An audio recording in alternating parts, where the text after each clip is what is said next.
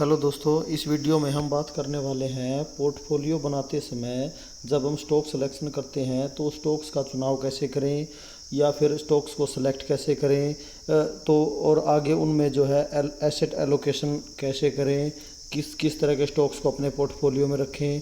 तो देखिए दोस्तों, ये जो हम इन्वेस्टमेंट कर रहे हैं मार्केट्स में, ये हम इक्विटी में इन्वेस्टमेंट कर रहे हैं और जो इक्विटी है सबसे ज़्यादा रिटर्न्स अगर आप देखोगे तो इक्विटी में ही मिलते हैं और सबसे ज़्यादा पैसा अगर डूबता है तो वो भी इक्विटी में ही डूबता है। तो देखिए दोस्तों, इक्विटी ऑलरेडी काफ़ी रिस्की होती है, तो हमें इस बात का ध्यान इन्वेस्टमेंट से पहले ज़रूर रखना चाहिए कि हम जो है काफ़ी रिस्क उठा रहे हैं इक्विटी में, डायरेक्ट इक्विटी में इन्वेस्ट करके। क्योंकि देखिए दोस्तों, मैं अगर अपनी बात करूं तो मैंने जब अपनी इन्वेस्टमेंट की जर्नी मार्केट की तरफ स्टार्ट की तो मैंने जो है सबसे पहले म्यूचुअल फंड में इन्वेस्टमेंट करने की सोची थी। तो मैंने उसी लिहाज से जो है यूटीआई निफ्टी 50 इंडेक्स फंड से शुरुआत की थी, उसमें अपनी एसआईपी करनी स्टार्ट की थी। क्योंकि देखिए दोस्तों, जो एक्टिव म्यूचुअल फंड होते हैं उनकी जो एक्सपेंस रेशियो होती है वो काफ़ी ज़्यादा होती है। हालांकि अब तो वो कम है। अगर हम डायरेक्ट प्लान की बात करें, रेगुलर प्लान में जो है एक्सपेंस रेशियो काफ़ी ज़्यादा होती है, लेकिन अगर हम डायरेक्ट प्लान की बात करें तो उसमें एक्सपेंस रेशियो थोड़ा सा कम होती है।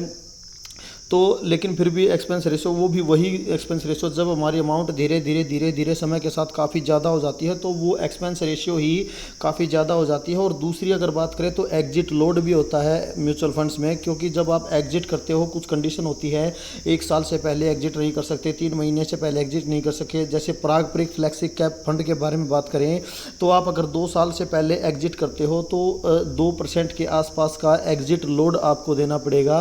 इन्वेस्टेड अमाउंट का 2% आपको उनको देना पड़ेगा, तब आप पैसा निकाल सकते हो। तो इस तरह की प्रॉब्लम्स हैं म्यूचुअल फंड्स के साथ। तो फिर मैंने जो है डायरेक्ट स्टॉक्स में इन्वेस्टमेंट करने की सोची और अपनी इन्वेस्टमेंट की जर्नी स्टार्ट की। तो देखिए दोस्तों, जो हमें जो है अपने बिजनेस पे फोकस करना पड़ता है, हमें अपने काम पे फोकस करना पड़ता है। तो हम म्यूचुअल फंड्स को क्यों सेलेक्ट करते हैं? क्योंकि हम समय नहीं दे पाएंगे मार्केट को, कुछ भी हमें पता नहीं होता मार्केट्स के बारे में, स्टॉक्स को रीड करने का समय नहीं होता हमारे पास। तो इसी लिहाज से दोस्तों हमें क्या करना चाहिए, देखिए मैं आपको कुछ एग्जांपल्स के साथ समझाना चाहूँगा। कॉमन स्टॉक्स के एग्जांपल, बिल्कुल कॉमन स्टॉक्स जिनमें आपको ज़्यादा कुछ नहीं करना, सिर्फ आपको बाई करना है और बाई करके उनको छोड़ देना है, पैसा अपने। तो देखिए दोस्तों, मैं बिल्कुल ही कॉमन स्टॉक पे सबसे पहले पीडीलाइट के बारे में बात करना चाहूँगा। देखिए दोस्तों, पीडीलाइट के 5 साल के रिटर्न्स एंड पारंपरिक फ्लेक्सी कैप फंड, जो एक फ्लेक्सी कैप फंड है, काफ़ी अच्छा फ्लेक्सी कैप फंड है, काफ़ी नाम है पारंपरिक फ्लेक्सी कैप फंड का। अगर फ्लेक्सी कैप फंड की बात की जाए, वैसे तो देखिए क्वांट के फंड जो है वो काफ़ी रिस्की हैं, उनकी मैं यहाँ पर बात नहीं कर रहा हूँ। क्वांट को छोड़कर पारंपरिक फ्लेक्सी कैप जो है काफ़ी अच्छा फंड है, माना जाता है। तो अगर 5 साल के रिटर्न्स देखें तो पीडीलाइट कितना स्लो माना जाता है। अगर आप उसकी प्रॉफिट ग्रोथ, सेल्स ग्रोथ जाके देखोगे तो उसमें आपको सिंगल डिजिट दिखाई देंगे।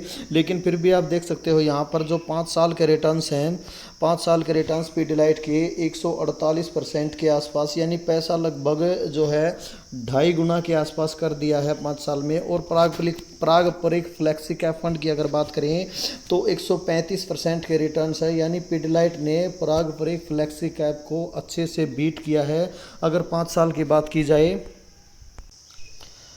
अगर मैं अगले कॉमन स्टॉक जो है एशियन पेंट की बात करूँ तो एशियन पेंट ने भी पारंपरिक को जो है बीट किया है। अगर 5 साल के रिटर्न की बात की जाए तो एशियन पेंट ने जो है 155% एंड जो है पारंपरिक फ्लेक्सी कैप ने 135% के रिटर्न्स दिए हैं। तो एशियन पेंट बिल्कुल कॉमन स्टॉक है, इसने भी जो है पारंपरिक फ्लेक्सी कैप फंड को बीट किया है।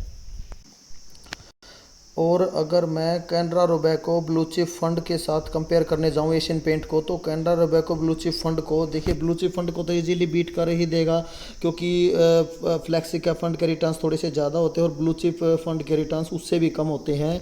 तो एक्टिव ब्लू चिप फंड तो कभी लेना ही नहीं चाहिए। इससे अच्छा तो आप जो है इंडेक्स फंड में ही निवेश कर लो, वही अच्छा रहेगा। तो अगर हम बात करें, आगे चलें, एशियन पेंट को कंपेयर करें कैनरा रोबेको स्मॉल कैप के साथ, तो कैनरा रोबेको स्मॉल कैप ने, हालांकि क्योंकि ये स्मॉल कैप फंड हो गया, तो कैनरा रोबेको ने तो एशियन पेंट को बीट किया है। अगर बात करें हम तो एशियन पेंट के रिटर्न्स 5 साल के कम है और कैनरा रोबेको के ज़्यादा हैं। और अगर आगे हम चलें टाइटन के साथ कंपेयर करते हैं। अब चलो एशियन पेंट को तो बीट कर दिया था कैनरा रोबेको ने, लेकिन टाइटन को बीट नहीं कर पाया। अगर टाइटन के रिटर्न्स हम देखें 5 साल के तो 221% के रिटर्न्स, यानी पैसा लगभग 3 गुना से ज़्यादा कर दिया है। 3 गुना से ज़्यादा पैसा टाइटन ने कर दिया और कैनरा रोबेको सिर्फ 185% के रिटर्न्स, तो टाइटन ने काफ़ी अच्छे से बीट किया है। तो देखिए दोस्तों, मेरा कहने का मतलब क्या है, मैं ये समझाना चाहता हूँ। देखिए दोस्तों, एशियन पेंट, टाइटन, पिडिलाइट, ये तीनों बिल्कुल ही कॉमन स्टॉक हैं, बिल्कुल कॉमन स्टॉक्स कहे जा सकते हैं ये। इसमें कुछ आपको ज़्यादा कोई रॉकेट साइंस नहीं पढ़नी, कोई आप रिजल्ट भी मत देखो, क्वार्टरली रिजल्ट भी मत देखो, कुछ भी मत देखो। आपको सिर्फ क्या करना, बस थोड़ा बहुत सपोर्ट और रेजिस्टेंस को पहचान लो। रेजिस्टेंस को भी ज़्यादा पहचानने की जरूरत नहीं, हाँ सपोर्ट को पहचान लो, ताकि आप समय समय पर इनमें बाई ऑन डिप करते जाओ। क्योंकि देखिए जो है, आप अगर एक्टिवली इन्वेस्टमेंट करेंगे मार्केट्स में ये कॉमन स्टॉक्स लेकर, जैसे आपके इस तरह से इन्वेस्टमेंट, जैसे एशियन पेंट ले लिया, पिडिलाइट ले लिया, टाइटन ले लिया, कॉमन स्टॉक्स। देखिए दोस्तों, स्टॉक्स का सिलेक्शन कैसे करना है, रोटी, कपड़ा, मकान और उधार, जो मानव की मूलभूत आवश्यकताएं होती हैं, वो आपको सबसे पहले कंसीडर करनी है। वो स्टॉक आपको सबसे पहले अपनी टॉप मोस्ट होल्डिंग में रखने हैं।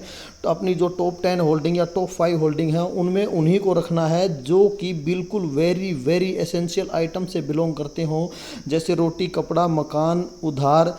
तो अगर मैं बात करूं, उधार की बात कर लेता हूं, तो उधार का मतलब है कंज्यूमर लैंडिंग, यानी बजाज फाइनेंस सेक्टर की हम बात कर सकते हैं, जो कि इंडिया की ही कहानी है, अपने इंडिया की, जिसमें एक्सपोर्ट का कोई रोल नहीं है। तो अगर हम बात करें तो फाइनेंस में बजाज फाइनेंस को लिया जा सकता है। बजाज फाइनेंस के बाद फिर आपको आगे कुछ देखना है, तो फिर आप जैसे होम फर्स्ट फाइनेंस है, हाउसिंग फाइनेंस में जा सकते हो, HDFC है, तो उस तरह से आप देख सकते हो। और अगर हम बात करें रोटी की, बात करें हम, रोटी का मतलब है यहाँ पर FMCG का मतलब जैसे हम VBL को लिया जा सकता है, क्योंकि FMCG में हाई ग्रोथ कंपनी कौन सी है, तो VBL है। तो VBL जो है काफ़ी अच्छी ग्रोथ दिखाती है, वो भी कंसिस्टेंसी के साथ, तो VBL को लिया जा सकता है। देखिए FMCG, इंडिया का जो पॉपुलेशन है, इंडिया की पॉपुलेशन काफ़ी ज़्यादा है, चाइना के बाद अगर बात करें तो यहाँ पर जो है FMCG हमेशा टॉप में रहा है और आगे भी टॉप में रहेगा। तो आपको FMCG को अपने पोर्टफोलियो में भी टॉप में रखना है। देखिए मैंने तो अपने टॉप में ही रखा है VBL को, मेरी सेकंड होल्डिंग है VBL, बना तो फर्स्ट भी लेता, लेकिन VBL ने मौका नहीं दिया आगे और बाई करने का। तो आपको भी इसी तरह FMCG को टॉप में रखना है। तो ये इस तरह से रोटी के बारे में हो गया। तो रोटी से रिलेटेड अगर हम बात करें तो इसमें जो है कंजम्पशन कंपनीज ये जो आ जाती है, कंज्यूमर कंपनी बोल सकते हो आप। जैसे हमारे पास डीमार्ट है, डीमार्ट भी FMCG में डील करता है, रिटेल कंपनी है, तो डीमार्ट को भी लिया जा सकता है, क्योंकि जो है मार्केट लीडर है। आपको क्या करना है, ये जो मैं कंपनीज बता रहा हूँ मार्केट लीडर कंपनीज हैं, को बिल्कुल ही कॉमन स्टॉक्स हैं। इसमें आपको कोई भी मेहनत करने की ज़्यादा ज़रूरत नहीं है। आपको सिर्फ अपने काम पे फोकस करना है, अपने बिजनेस पे फोकस करना है, इनको बाई करके छोड़ देना है। सिर्फ थोड़ा बहुत टाइम अगर आपको मिलता है मार्केट को देखने का, तो थोड़ा सा स्पोर्ट को पहचान कर आपको BOD इनमें करते जाना है। बाकी इनमें आपको जो है किसी भी प्रकार का कोई भी क्वार्टरली रिजल्ट्स, कोई भी न्यूज़, शॉर्ट टर्म की न्यूज़, कुछ भी कहीं भी देखने की कुछ भी ज़रूरत नहीं है।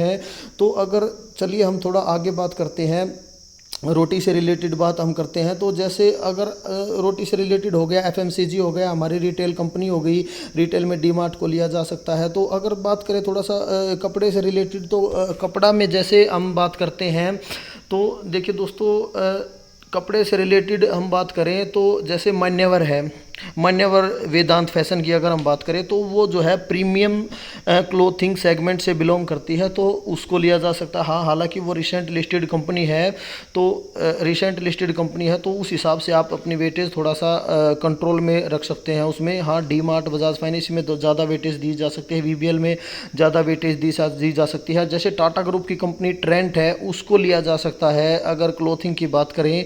तो इस तरह से आप काम कर सकते हो। तो अगर हम थोड़ा सा यहाँ से आगे बढ़ें, थोड़ा कंज्यूमर में ही थोड़ा आगे बढ़ें, अगर रोटी से रिलेटेड बात करें, चलो रोटी से रिलेटेड बात हो चुकी है, आगे थोड़ा सा हम बात करते हैं मकान के बारे में, तो मकान के बारे में अगर बात की जाए तो देखिए दोस्तों, मकान को बनाने में जो जो चीज़ें लगती हैं तो उनसे रिलेटेड कंपनीज़ को लिया जा सकता है। जैसे जैसे अगर हम सीमेंट को लें तो देखो, सीमेंट तो ये बिल्कुल ही साइक्लिक और बिल्कुल ही वोलेटाइल स्टॉक हो गए, बिल्कुल के साइक्लिक स्टॉक्स हैं, इनसे तो आपको दूर ही रहना पड़ेगा। तो इनसे ज़्यादा ग्रोथ अगर हम बात करें तो आपको ग्रोथ जैसे अगर हम बात करें तो जैसे पेंट है, तो क्या है, पेंट जो है हमें घर की पुताई साल में एक बार तो करवानी ही होती है और दो बार भी करवा सकते हैं। तो पेंट की ज़रूरत तो हमें पड़ती है। तो पेंट के लिए हम किसके पास जाएंगे? पेंट के लिए हम सबसे पहले जाएंगे मार्केट लीडर के पास। तो उस हिसाब से एशियन पेंट्स को लिया जा सकता है। तो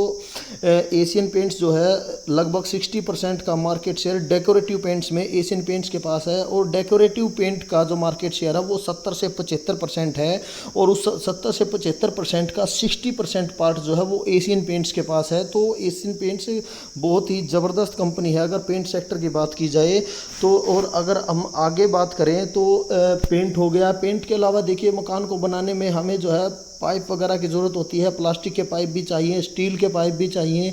तो प्लास्टिक के पाइप की अगर बात की जाए तो एस्ट्रल को लिया जा सकता है। एस्ट्रल पीवीसी पाइप में मार्केट लीडर है, और भी डाइवर्सिफाइड बिजनेस है एस्ट्रल का।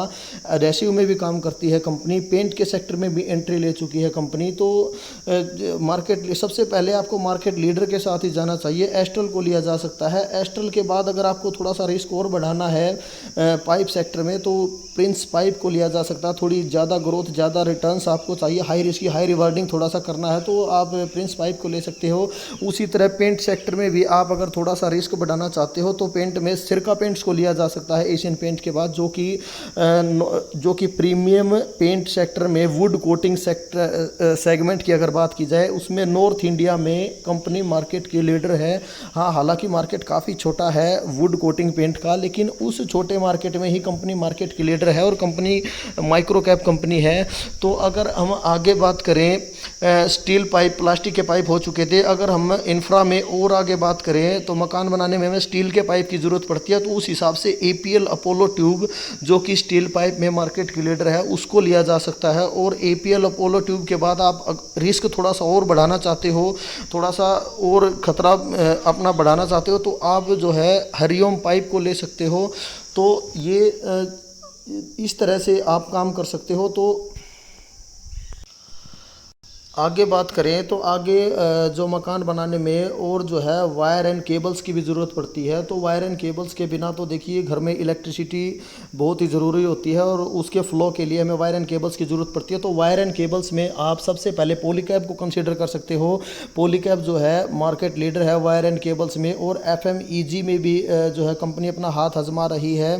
तो B2C सेगमेंट में भी कंपनी एंट्री ले रही है। तो काफ़ी अच्छे स्कोप है फ्यूचर में पॉलीकैब के लिए। तो अगर पॉलीकैब के अलावा भी अगर आप जो है वायर एंड केबल, अगर हैवी इलेक्ट्रिकल वायर की बात की जाए, देखिए पॉलीकैब जो है, पॉलीकैब हाउस होल्ड वायर बनाती है। और अगर हैवी इलेक्ट्रिकल वायर की बात की जाए तो उसमें KEI का नाम आता है। तो आप दोनों को रख सकते हो पोर्टफोलियो में। जहाँ तक वायर एंड केबल सेक्टर की बात की जाए तो इस तरह से काम किया जा सकता है। तो दोस्तों, ये जो मैंने कंपनी बताई आपको, रोटी वगैरह से रिलेटेड FMCG हो गया, तो ये रिटेल की कंपनी हो गई। और दूसरा जो है ये जो मैंने आपको मकान से रिलेटेड कंपनी बताई, कपड़े से रिलेटेड बताई, तो ये कंजम्पशन हो गया। सभी ये कंजम्पशन में आ गया, यानी फाइनेंस हो गया, कंजम्पशन हो गया। देखिए ये दोनों हो गए इंडिया की स्टोरी। और नेक्स्ट बात करते हैं अब हम बाहर की स्टोरी, यानी एक्सपोर्ट ड्रिवन कंपनीज़ के बारे में, जिनमें नाम आता है IT कंपनीज़ को लिया जा सकता है। IT कंपनीज़ में जैसे अगर मैं बात करूं हाई ग्रोथ के हिसाब से तो उसमें LTIM का नाम सबसे पहले आता है। तो LTIM में ग्रोथ आपको सबसे ज़्यादा मिलेगी। हाँ, हाथी कंपनीज़ भी हमारे पास अवेलेबल हैं, TCS, Infosys, Tech Mahindra and जो है HCL टेक। तो ये जाइंट कंपनी भी हमारे पास है। लेकिन अगर बात की जाए तो आपके जो रिटर्न्स ज़्यादा बनने की पॉसिबिलिटी है वो LTI में, क्योंकि L&T ग्रुप की कंपनी है, मैनेजमेंट काफ़ी अच्छा है। तो LTIM को लिया जा सकता है। और अगर हम बात करें तो ये एक जो है सर्विस कंपनी बोली जा सकती है। सर्विस आईटी कंपनी बोली जा सकती है LTIM। और अगर हम बात करें आगे, आप थोड़ा सा और डाइवर्सिफिकेशन करना चाहते हो इसी में आईटी सेक्टर में, तो जो है LTTS को लिया जा सकता है, जो कि एक प्रोडक्ट आईटी कंपनी है। और अगर AI की बात करें तो आर्टिफिशियल इंटेलिजेंस का स्कोप काफ़ी अच्छा, काफ़ी ब्राइट फ्यूचर लग रहा है। तो जो LTTS है उसने आर्टिफिशियल इंटेलिजेंस में काफ़ी मोटा इन्वेस्टमेंट किया हुआ है। अब देखते हैं इसका बेनिफिट कंपनी को फ्यूचर में मिल पाता है या नहीं मिल पाता है, लेकिन अगर यहाँ से देखा जाए तो आर्टिफिशियल इंटेलिजेंस का ये फ्यूचर ब्राइट नज़र आ रहा है। तो उसका फ़ायदा LTTS को मिल सकता है, क्योंकि LTTS मेनली जो है आर्टिफिशियल इंटेलिजेंस में ही डील करती है। तो LTIM LTTS हो गया। उसके बाद अगर बात करें आईटी में हम, तो उसके बाद आप जो है परसिस्टेंट सिस्टम को कंसीडर कर सकते हो। परसिस्टेंट सिस्टम हालांकि जो है काफ़ी साल तक 2014 से अगर लगभग 20 तक बात करें तो वहाँ तक रिटर्न्स नहीं दिए थे, तो उस हिसाब से आप देख सकते हो। तो हालांकि अभी काफ़ी अच्छे रनअप में है परसिस्टेंट सिस्टम। तो इसके अलावा आप जो है कोफोर्ज को कंसीडर कर सकते हो। हैप्पीएस्ट माइंड पे मेरा कन्विक्शन थोड़ा सा कम है। तो बाकी जो है LTIM LTTS जो है कोफोर्ज और परसिस्टेंट। तो लेकिन अगर आप थोड़ा बहुत EV का भी एक्सपोजर चाहते हो तो उसके लिए आप जो है टाटा एलेक्सी को कंसीडर कर सकते हो। टाटा एलेक्सी में जैसे टाटा एलेक्सी का जो बिज़नेस पोर्टफोलियो है वो काफ़ी डाइवर्सिफाइड है। ट्रांसपोर्टेशन में भी कंपनी काम करती है, EV का एक्सपोजर भी कंपनी के पास है, जो हेल्थ सर्विसेज वगैरह उसमें भी कंपनी का एक्सपोजर है। तो काफ़ी डाइवर्सिफाइड बिजनेस सेगमेंट है। अगर टाटा एलेक्सी की बात की जाए तो वो भी अभी तो काफ़ी ऊपर जा चुका है। और अगर KPIT की बात की जाए तो KPIT सिर्फ जो है EV के सेगमेंट से बिलोंग करती है। तो जो है इस तरह से आप काम कर सकते हो। हाँ, KPIT और टाटा एलेक्सी दोनों में से एक को रख सकते हो, दोनों को रखने की कोई ज़्यादा ज़रूरत नहीं है, क्योंकि नंबर ऑफ़ स्टॉक्स आपके पास काफ़ी ज़्यादा हो जाएंगे। तो इस तरह से IT में काम किया जा सकता है। तो अगर IT से आगे थोड़ा सा हम बढ़ें केमिकल की तरफ, जो कि एक सदाबहार सेक्टर है और मेरा फेवरेट सेक्टर है, क्योंकि अगर आपके पास पैसे ज़्यादा नहीं हैं, आपके इन्वेस्टमेंट अमाउंट कम है, आपका पोर्टफोलियो साइज छोटा है, तो जो है आपके पास केमिकल कंपनी ज़्यादा से ज़्यादा होनी चाहिए। और केमिकल कंपनीज में ने जो है पास्ट में भी धूम मचाई है और आगे भी जो है तूफान मचाने की हिम्मत रखती हैं। जो है केमिकल सेक्टर जो है इंडिया का काफ़ी अच्छे से ग्रो करने वाला है।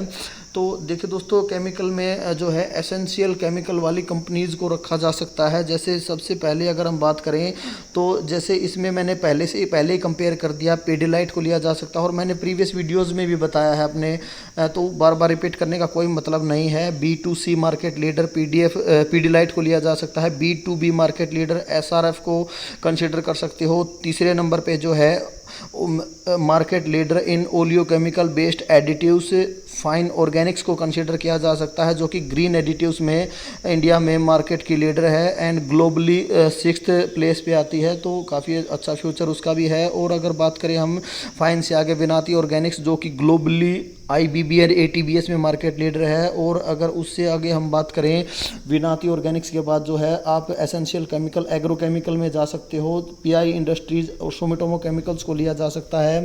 तो देखिए इस हिसाब से काम किया जा सकता है। उसके बाद फिर अगर आपको EV के एक्सपोजर के लिए कुछ देखना है या फिर आपको दीपक नाइट्राइट को लेना है तो दीपक नाइट्राइट को 6ठे नंबर पे लिया जा सकता है। इन 5 कंपनीज़ के बाद फिर आपको एथर इंडस्ट्रीज, जो कि कुछ ऐसे केमिकल हैं जो भारत में सिर्फ एथर इंडस्ट्रीज ही बनाती है।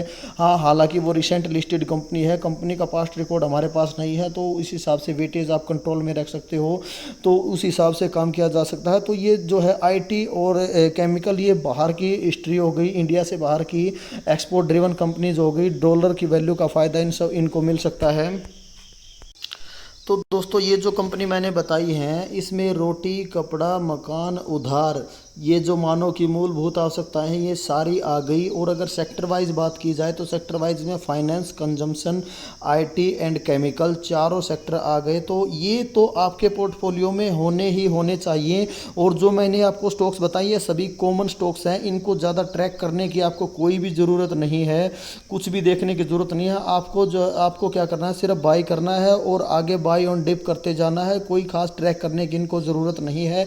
आप अपने काम पे फोकस कर सकते सकते हो, बिकॉज ये सारे जो है कॉमन स्टॉक्स हैं। अगर उसके बाद आप अपना थोड़ा रिस्क बढ़ाना चाहते हो, कुछ और आपके पास एक्स्ट्रा अमाउंट है वो एलोकेट करना चाहते हो, तो आप जो है थीमेटिक कंपनी जैसे आप ग्रीन एनर्जी से रिलेटेड ले सकते हो, इंटरनेट से रिलेटेड ले सकते हो, जैसे एफएल इंडिया हो गया, इन्फो एज नौकरी हो गई, ग्रीन एनर्जी से रिलेटेड केपीआई ग्रीन हो गया, वारी रिन्यूएबल एनर्जी हो गया, अडानी ग्रीन तो चलो मैं तो सजेस्ट नहीं कर सकता, बाकी आप देख सकते हो।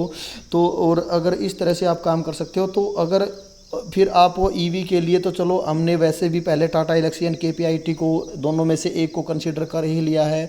तो अगर आप ऑटो एक्सिलरीज में कुछ देखना चाहते हो तो यूएनओ मिंडा को लिया जा सकता है। तो और यूएनओ मिंडा, और अगर ईवी की ऑटो एक्सिलरी की बात करें जो सिंपल व्हीकल हैं उसमें उसकी ऑक्सिलरी की बात करें तो यूएनओ मिंडा को लिया जा सकता है। एंड अगर ईवी व्हीकल की ऑक्सिलरी की बात करें तो उसमें जो है सोना बीएलडब्ल्यू या सोना कॉमस्टार को लिया जा सकता है।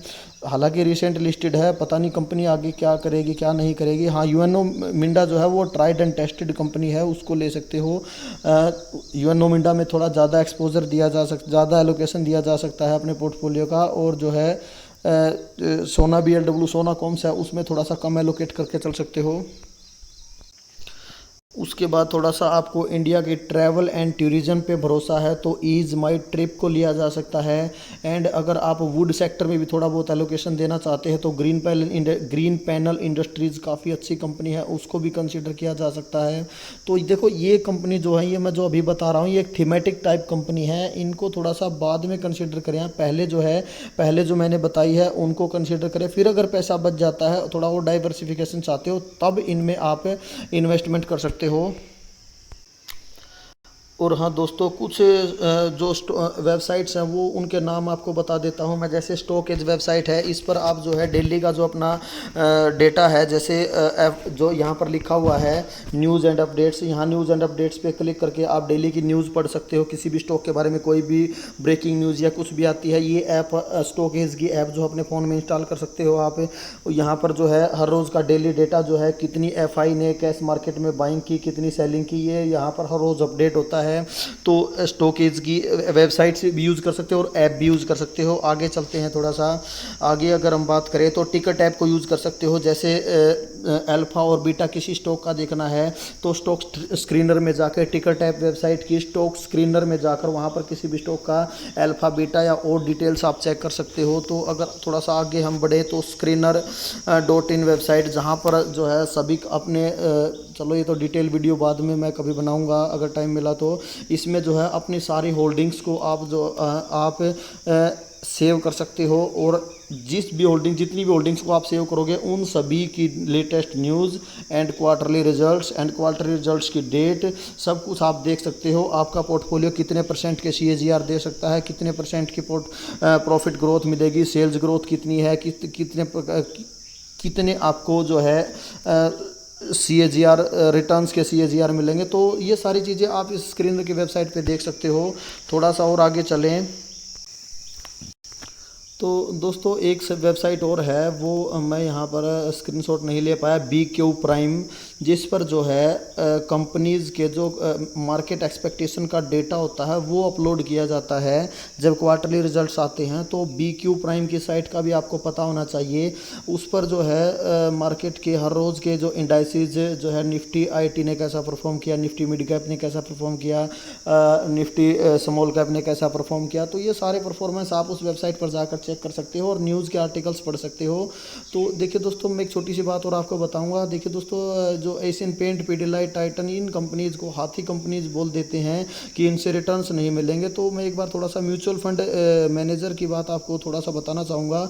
म्यूचुअल फंड वाले देखिए दोस्तों कैसे बाई करते हैं। देखिए, अगर वो रिटर्न्स निकालना आपके हाथ में होता है बहुत कुछ है, क्योंकि देखिए हमारे पास भी पैसा लिमिटेड है, हालांकि उनके पास पैसा बहुत होता है। जो म्यूचुअल फंड्स वाले होते हैं उनके पास काफ़ी बड़ी अमाउंट आती है, हम इन्वेस्ट करते हैं तो वो काफ़ी बड़ी अमाउंट होती है और वो जो है हर लेवल पे बाई करते हैं। लेकिन हमारे पास थोड़ा पैसा है तो हम थोड़ी छोटी क्वांटिटी में बाई कर सकते हैं। तो वो क्या करते हैं, वो देखिए दोस्तों यहाँ पर भी बाई करते हैं, ये जो यहाँ पर नीचे गिरा हुआ है यहाँ पर भी बाई करते हैं डिप में, और यहाँ पर भी बाई करते हैं। हर जगह डिप में जब भी गिरता है यहाँ डिप में बाई करते हैं, यहाँ भी बाई करते हैं, हर जगह जहाँ भी डिप मिलती है वहाँ बाई, क्योंकि उनके पास पैसा अवेलेबल होता है, तो हमें भी जो है उन्हीं को फॉलो करना चाहिए। हमें भी जो है पैसा थोड़ा ही डिप्लॉय करना चाहिए, एक साथ लमसम या जो है बक बाइंग नहीं करनी चाहिए। हाँ, अगर लेवल ही आपको किसी स्टॉक में एकदम से ऐसा मिल जाता तो आप लमसम कर सकते हो कि आपको मार्केट एक्सपीरियंस के साथ साथ आपको पता चल जाता है कि जो ये लेवल अभी मुझे मिला है ये फ्यूचर में कभी नहीं मिलने वाला। किसी बड़े रीजन की वजह से क्रैश आ जाता है स्टॉक में, एक्सटर्नल रीजन है, कोई प्रॉब्लम नहीं है कंपनी में, तो आप वहाँ पर लमसम भी कर सकते हो। कई बार सिचुएशन के हिसाब से लमसम सही रहता है, और मोस्ट ऑफ द टाइम जो है आप स्टैगर्ड मैनर में अगर बाई करें तो वो ज़्यादा बेटर रहता है। क्योंकि म्यूचुअल फंड्स वाले क्या करते हैं, अपना जो एवरेज प्राइस है वो बिल्कुल नीचे ले आते हैं। इस तरह हार्ड डिप पे बाई करने के बाद तो यहाँ पर भी बाई करेंगे वो, तो इस तरह जगह जगह बाई करके वो जो है HDFC बैंक हो या फिर एशियन पेंट हो या रिलायंस इंडस्ट्रीज हो, उसका जो बाइंग प्राइस है अपना बिल्कुल ही नीचे ले आते हैं, जिससे वो उनसे भी काफ़ी अच्छा रिटर्न्स निकाल लेते हैं। तो आपको भी इसी स्ट्रेटजी को फॉलो करना चाहिए। तो इसी स्ट्रेटजी को फॉलो करते हुए आप अच्छे रिटर्न्स जो है इन हाथी कंपनीज से भी कमा सकते हो, और इनमें जो है आपके पैसा डूबने की पॉसिबिलिटी लगभग ना के बराबर होती है और कंसिस्टेंट होती है ये कंपनी। इनके प्रॉफिट की ग्रोथ अगर आप देखोगे तो काफ़ी कंसिस्टेंट मिलेगी आपको, कहीं भी आपको ज़्यादा डिप नहीं मिलेगा। और एशियन पेंट्स में आपने देखा भी होगा मैक्सिमम टू मैक्सिमम 20% का ही डिस्काउंट बड़ी मुश्किल से मिलता है। और वो कोरोना काल की अगर बात की जाए तो कोविड क्रैश में भी जो है मुश्किल से 40% ही गिरा था एशियन पेंट की अगर बात की जाए तो अभी, लेकिन 20% का करेक्शन भी बहुत ही मुश्किल से मिलता। तो इनको होल्ड करना बहुत ही आसान होता है, ये आसान होती है कंपनी होल्ड करने में। आपको ज़्यादा हाई नहीं करना पड़ता, आपको कंटिन्यूसली धीरे धीरे रिटर्न्स मिलते रहते हैं, आपका जो है कैपिटल सेफ रहता है। तो देखिए दोस्तों, अगर कैपिटल ही नहीं बचेगा तो रिटर्न्स कैसे कमाओगे? तो कैपिटल सेफ्टी सबसे पहले होनी चाहिए, उसके बाद आपको रिटर्न्स कंसिडर करने चाहिए। Well known market leader consistent compounder stocks के साथ ही आपको जाना चाहिए, गुमनाम कंपनीज से दूर रहना चाहिए, और जो है नेक्स्ट मल्टीबैगर फाइंड करने की कोशिश में लेने के देने पड़ सकते हैं दोस्तों। तो आपको क्या करना चाहिए, जो करंट मल्टीबैगर अभी अवेलेबल है क्यों न उसी की ग्रोथ का फ़ायदा उठाया जाए और रिटर्न्स कमा लिया जाए। नेक्स्ट मल्टीबैगर को फाइंड करने की कोशिश ना ही की जाए तो बेटर रहे। तो ओके, थैंक यू दोस्तों।